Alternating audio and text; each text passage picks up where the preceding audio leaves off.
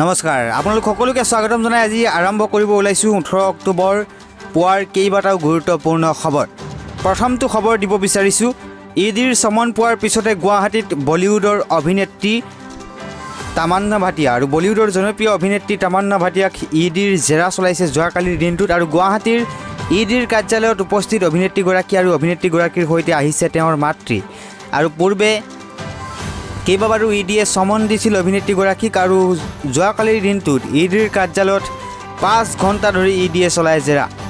পৰৱৰ্তী খবৰ, আদালতৰ ৰায়দান পাকিস্তান জিন্দাবাদ কৈছিল ফেজানে, এতিয়া ক'ব লাগিব 21 বাৰ ভাৰত মাতা কি জয়। পাকিস্তান জিন্দাবাদ শ্লোগান দিয়া ব্যক্তিক অভিনৱ চৰ্তৰে জামিন। আদালতৰ জামিন প্ৰদান কৰা ব্যক্তিজনে ৰাষ্ট্ৰীয় পতাকাক জনাব লাগিব চেলিউট। ভোপাল থানাত 21 বাৰকৈ ৰাষ্ট্ৰীয় পতাকাক জনাব লাগিব চেলিউট। মাহত 2 বাৰকৈ দিব লাগিব ভাৰত মাতা কি জয় শ্লোগান। জামিন প্ৰদান কৰি এই নিৰ্দেশ মধ্যপ্ৰদেশ ন্যায়ালয়ৰ।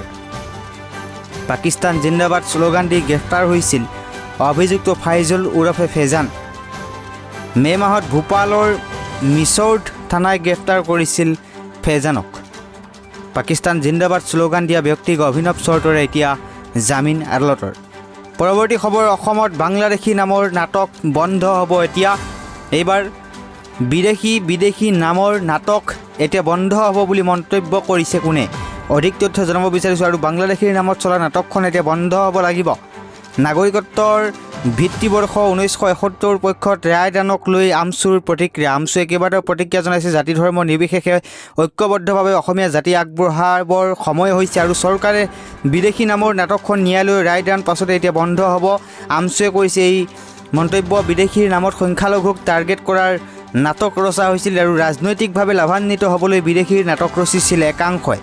ন্যায়ালয়ৰ ঐতিহাসিক ৰায়দানক সমৰ্থন কৰি প্ৰতিক্ৰিয়া ৰেজাউল কৰিমৰ।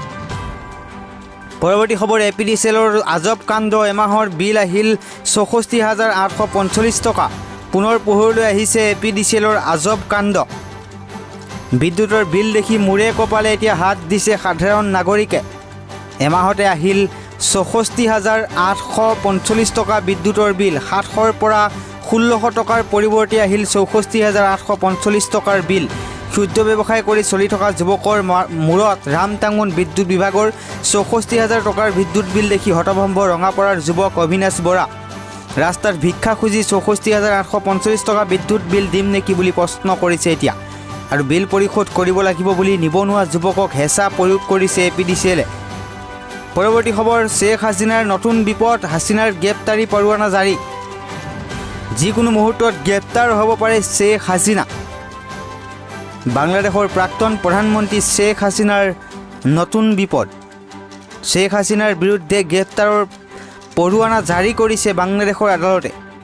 প্ৰাক্তন প্ৰধানমন্ত্ৰী শ্বেখ হাছিনাক গ্ৰেপ্তাৰ কৰাৰ নিৰ্দেশ দিছে আদালতে।